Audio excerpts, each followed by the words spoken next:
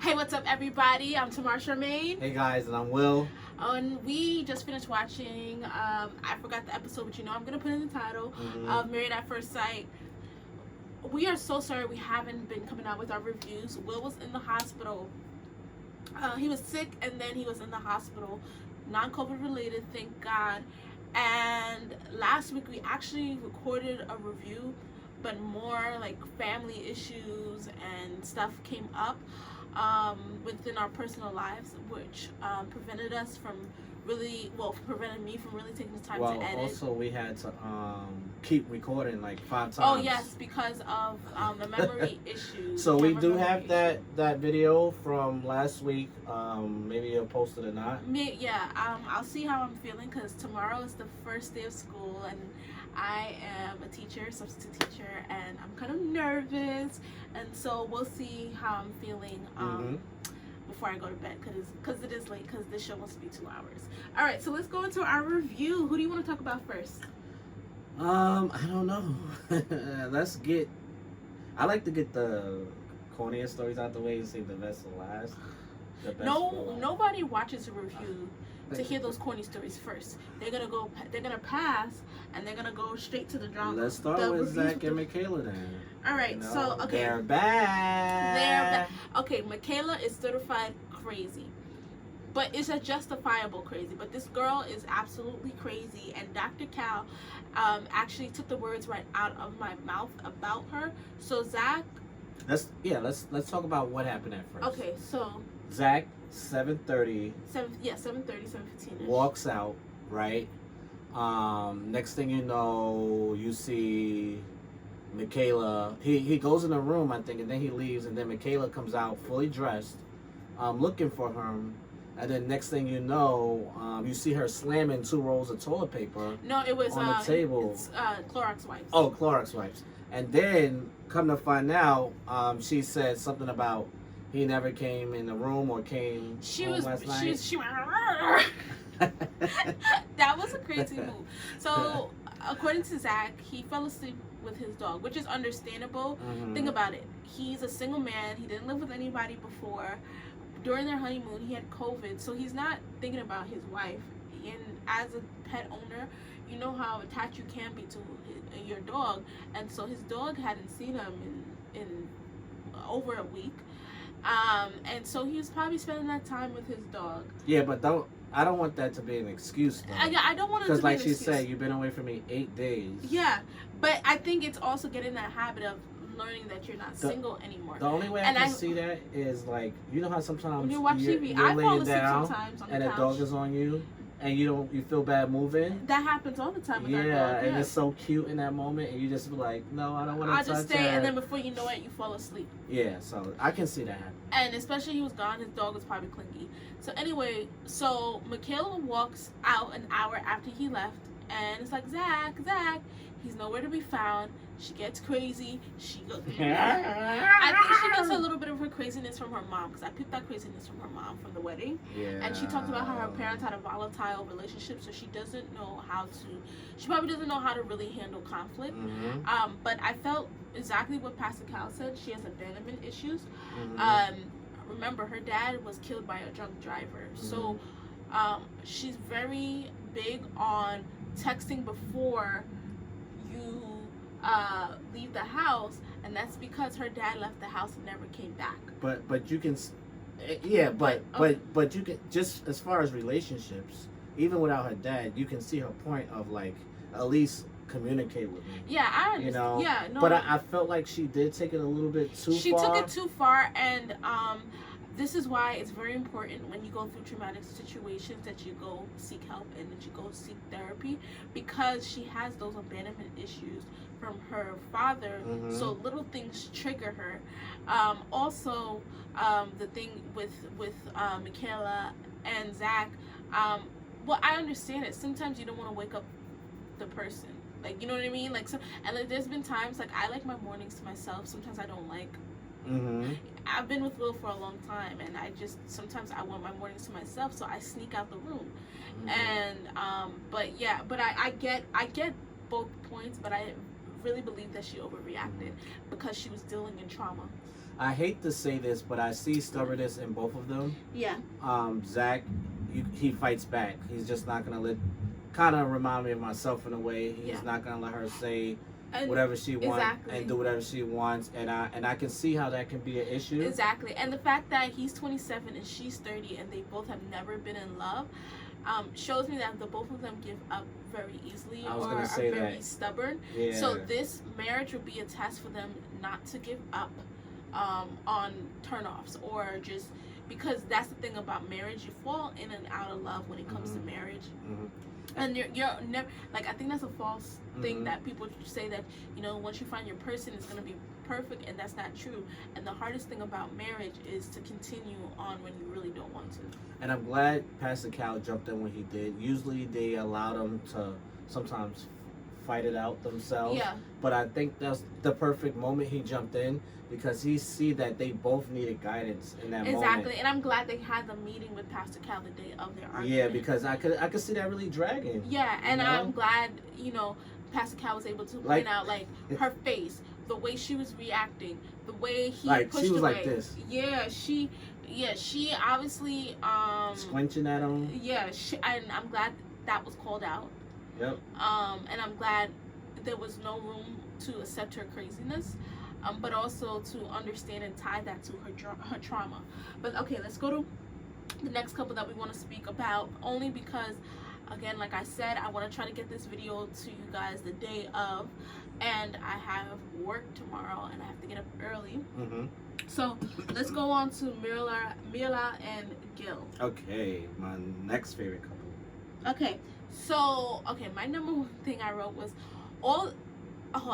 maybe I will post the other review, but like, Mila, to me, she tries to put on this front that she's bougie, but everyone who is from the hood or black or whatever knows that person that thinks they're bougie, but they're just a hood girl that got a little bit of money.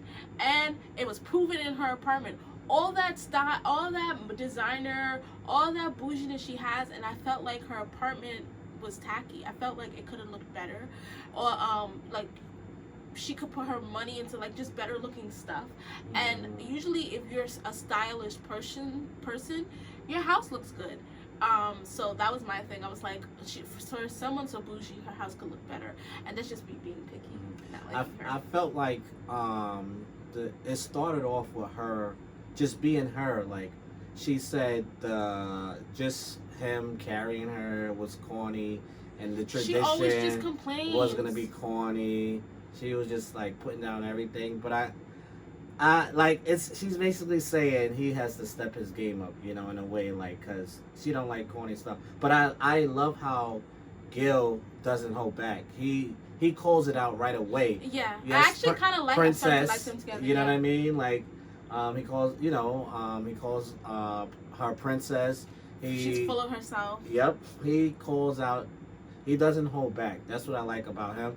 But I like the fact how it's like they both are taking shots at each other, but it's like in a fun way. It's not in a like disrespectful way. They may way. have a chance with each other. I think that if Mila stops holding back from kisses and pretending to be someone she's not, the princess that he's calling her. Yeah, I feel like she's trying to be someone that she's not, instead of just being the around the way girl that I see that she is.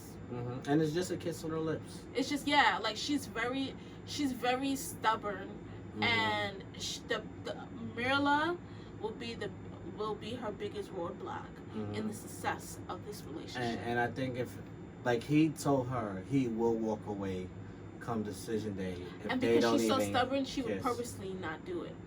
I think she will. I can, like, she's right.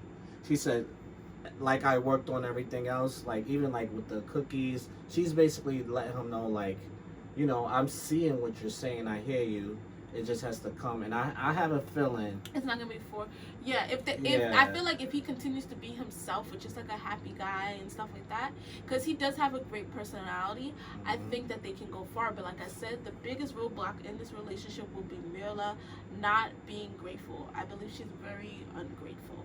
Yeah. Okay, next couple. Yep. All right, so let's go to Jose and Rachel. Okay. So what I wrote about Jose and Rachel is the finance board in Jose's house was such a turnoff to Rachel, and I feel like I didn't upload our review from last week. So one of the things that I said was every season they have a really cheap person that doesn't understand that travel is not that expensive if you do it right. And the thing is that if she's a freaking lawyer. So since you saved up your whole entire life, Jose, for you and your wife to live a good life, guess what? Your wife's income can be going towards those vacations. Since you make enough to support both of you guys, since you saved up enough to support both of you guys, Will and I travel a lot, and Yeah. it's not that expensive to travel. I like if you know how to do how it. Pastor Cal sort of like took her side in that on Because he was being ridiculous. and I agree. Like you said it, he said it himself. Mm-hmm. He's been saving up for when he gets with his wife. So like you just said, that's like what's the point of saving up if you're not gonna if you're also gonna say, oh no, we're gonna get a car together. Oh no, we're gonna do this together. Like treat her Yeah, the way it's she like wanna be he treated. come up very controlling, and it's his way, and or the highway, and he's not trying to learn, and Mhm. that is really bad. And like Mila, their biggest roadblock and their relationship will be him. Yep. I agree. He's trying to control exactly every aspect of the money and what happens with it, where it's going, how it's going to be spent, which I think is unfair. You Exactly. All right. So, do you have anything else to say about them? No. All right. So now let's go to Johnny and Bao. yeah, Johnny and Bao. Okay, so Johnny is completely. I see in his face he is completely Bao. He's completely turned off that Bao does not shower. Mm-hmm. That really just like put a strike. I was shocked actually. He left so quickly. You know. But he also came back. Like Yeah. he didn't sleep with her the first night. He told her he needed to step away and some space. It's probably a lot. Think about it. You randomly get married. You're with a person that's very clingy. You have cameras all up in your face. 3, 4 producers, along with the cameraman. So it's a lot. So he just needed that space. But the not showering thing really is a turn off for him.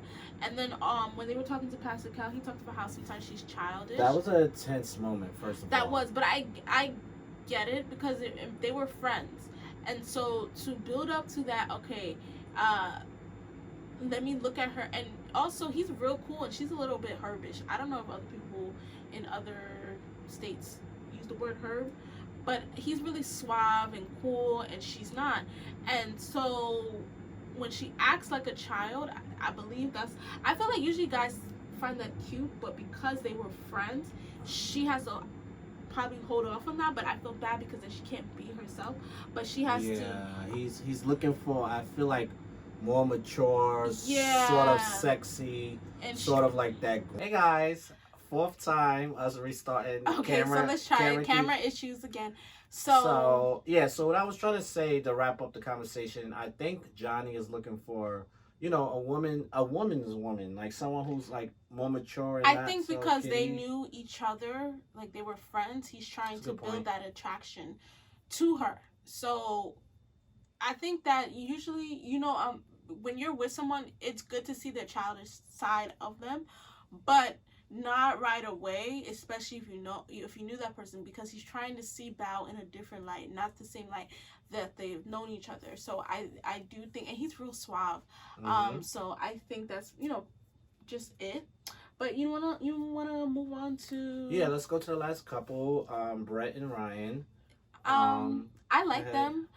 They were a few episodes ago. I thought to myself they remind me of Stephanie and AJ from the Philadelphia season. Out of all the couples, I believe that they have the most mature relationships. Yes, they have differences when it comes to their political and lifestyle views. However, I think there's things that matter because political and lifestyle views they can learn from each other. They that can always work out, but actually having a crush on your husband, bringing the best out of each other. That is the things that I see within them. And if they continue this road, I believe they will have a successful marriage. The only thing I was shocked about was them not having sex yet. But I feel like this is only a week into their marriage, believe it or not. So the more than a process week. has been going really fast. So I believe the next episode, or probably the episode after that, they definitely will. Mm-hmm. So yeah, there was little things that happened, like, you know, couples brought their dogs around. They visit each other apartments, but we wanted to save time, you know, in case it cut off again. Yeah, and also the thing is, I was gonna say about Brett and Ryan, the show never really focuses on like the drama. So like if you're a boring couple in love, you're not gonna get a lot of camera time. However, next week it seems that all the couples, there's some kind of drama brewing, stirring. So I'm really excited to see next week. But yeah, until next time, guys. So please like, comment, and subscribe. And thanks, guys. Bye. Bye.